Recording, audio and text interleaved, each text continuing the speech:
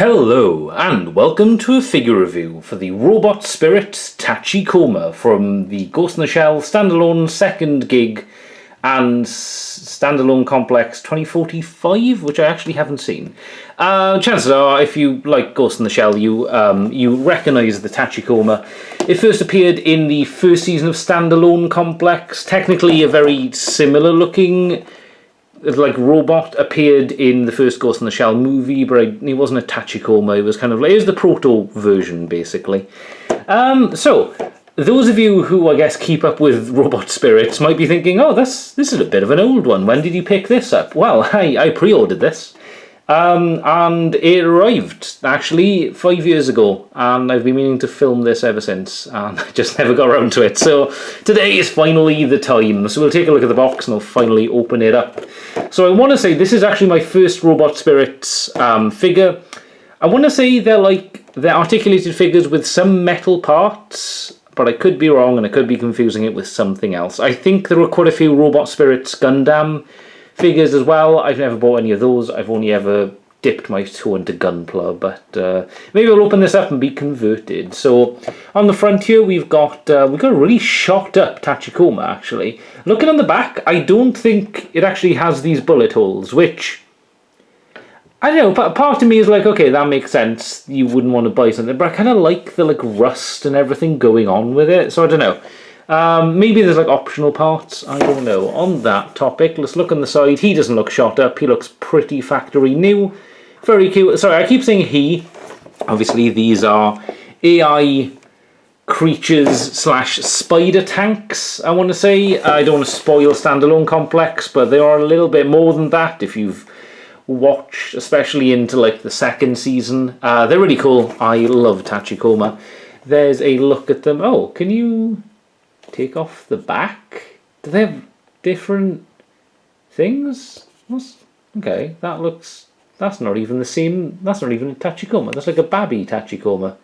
Okay, not sure what the bottom thing. Maybe that's a separate thing you could buy, or could buy. I don't think these are sealed anymore. I think these might have gone up quite a bit in value. I could be throwing thousands down the drain here. But those are the parts there. We'll take a look at them, obviously, because I'm going to open them in a second. That is a reference to... Basically, it was a post-credit thing after every episode of Standalone Complex, and I think the second season. Basically, you kind of get a 5-minute philosophy discussion between the Tachikomas. Incredibly interesting. Yeah, that must be different then, because this is definitely the regular Tachikoma model. Yeah, I don't know, it's got a different back. Let me know in the comments if I'm just being dense and I'm not recognising. Got the missile here, we've got a few different things, because obviously they are loaded with guns. Right, anyway, enough rambling, I'm going to go open this up and we'll take a look inside. Okay, so I have opened it up. Man, this comes with a lot of accessories, to be fair. So, first off, we will look at Tachikoma itself. So it's quite a light figure actually. This doesn't have die-cast parts, or if it does, they're very, very small and I can't see them. So we'll start with the back. There's quite a few little details and stuff. So we've got the underneath thing. Does that move? Oh, it does, yeah. So it kind of rotates. It's not a full ball, but it's kind of a half ball thing.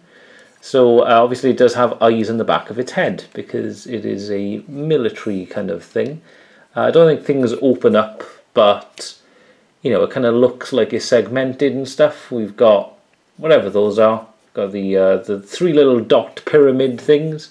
These I want to say move, and I think we'll take a look at a little extra in a second, but I think you can either take these off or these attach to the liquid wires, I believe, and then when they're not in use they go back up like that, if I'm remembering the series. It has been several years since I've seen Standalone Complex, and as I say, I rewatched the first movie recently, but it wasn't a Tachikoma in that, so obviously the design is different.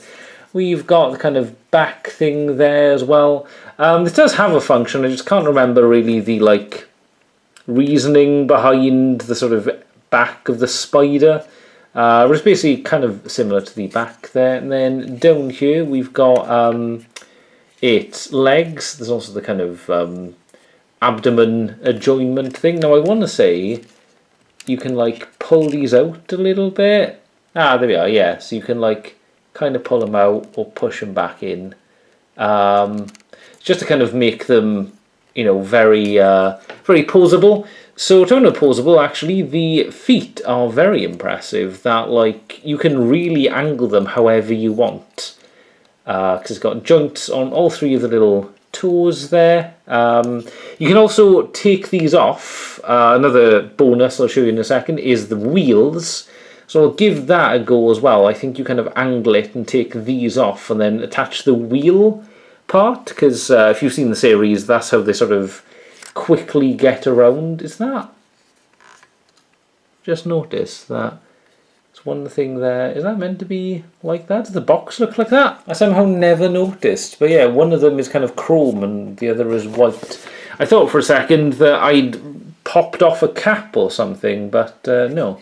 So the other cool thing as well is the three eyes are, I think, mostly balls, or it doesn't fully move full, you know, like 360 degrees, obviously, but you can definitely angle these to kind of be looking wherever direction you want. The front one feels like it has a bit more motion than the side ones there, but it is pretty cool that they can all move. Got the little antenna here. And then the two little hands. Obviously, it's got four of these on the side. That is the underside for all of you mech perverts that want to look underneath its chassis. So then it's got the two arms there. You can move the fingers back as well. I say, ooh. Okay, I will find that in a second. But these do pop off. I haven't broken it because we'll be looking at a second. You can take the fingers off and turn this into a gun. May as well pop this off as well then. So there you go. That is kind of what the gun looks like if you want to take the little fingers off. And then this has an attachment, and talking about attachments, we might as well look at that now. So let's put him to the side there. Keep the two fingers there. So the attachment actually for the gun is this kind of clear part here, which, so you'd be looking face on there, and that attaches, it slots straight into the gun barrel there. Very cool. I love this clear effect and stuff. That looks really nice. And kind of talking about additional things as well, I think you can, I think it's the middle bit actually you've got to take off for this, but this is the missile part, which looks incredible. So that slots in there. It's got a massive trail of smoke. Again, sort of a clear plastic piece, which is really cool. And that is a, well, rocket, a sort of missile. And coming with it is this thing. So as far as I can tell from the box, there's no actual hole in here for this to pop in. It more kind of supports it. So I think it's like there. You support it like that, and then obviously you slot that part in. I'll be trying to get pictures of all this in a minute, but it's kind of cool. It's a hefty thing.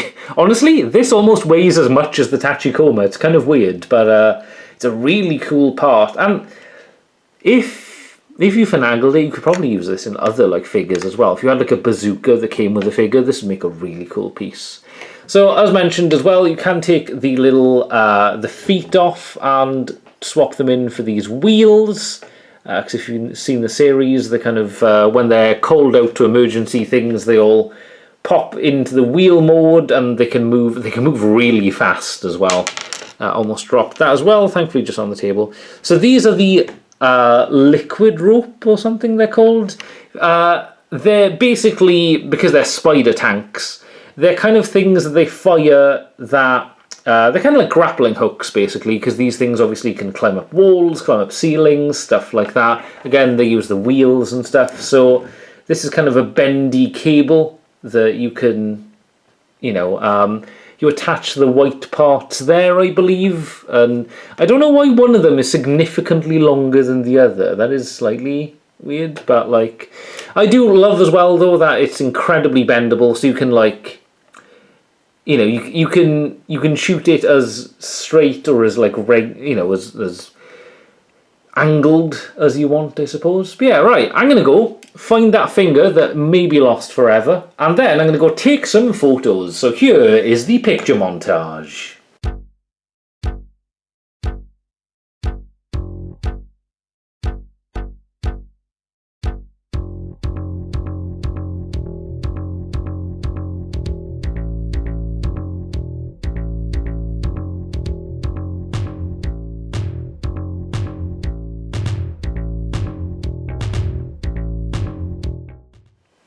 Okay, just finished with the video montage, but there's two pieces I realised I didn't feature. So one of them is this machine gun kind of attachment. This attaches to it, but you don't need to do that. And that kind of slots in there instead of its usual white piece. And there's also four HUDs, kind of like heads-up display kind of things. So you've got a digital display, we've got the major, we've got Bato, and we've got the major again. So these, I want to say, fold, I think, like that, I guess. And you can kind of place it around, because if you've seen the anime, you know the Tachikoma kind of communicate in their own space, but they see these heads-up displays of basically kind of the characters contacting them. So yeah, and it's got like some protective film you can take off as well, but that looks pretty decent. It is 9:42, or it's been 9 minutes and 42 seconds, I'm not sure. But yeah, right, okay, on to the wrap-up. Alright, I am back. So, that was a pretty fun montage to set up. It's got a lot of really fun little bits. Honestly, some of them I can't really see myself using a lot of. For example, these cable things, they're kind of cool. I like them. I'm sure maybe there'd be like some fun use of them, but I can't really see myself using them very much. But I'll keep them in a box somewhere.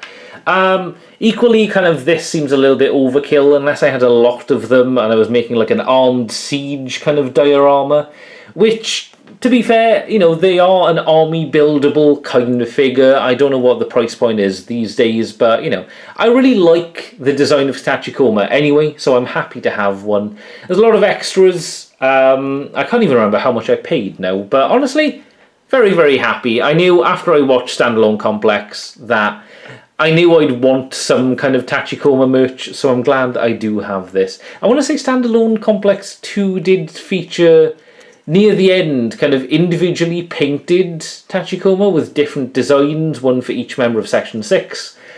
And that kind of played a pivotal point in the whole, are they individuals, are they part of a network, you know, what is individuality kind of thing, which I really loved. But yeah, honestly, just as a figure though, it's a lot of fun. It's very poseable. It's got more range of motion than I originally thought it would as well, so kudos to it for that.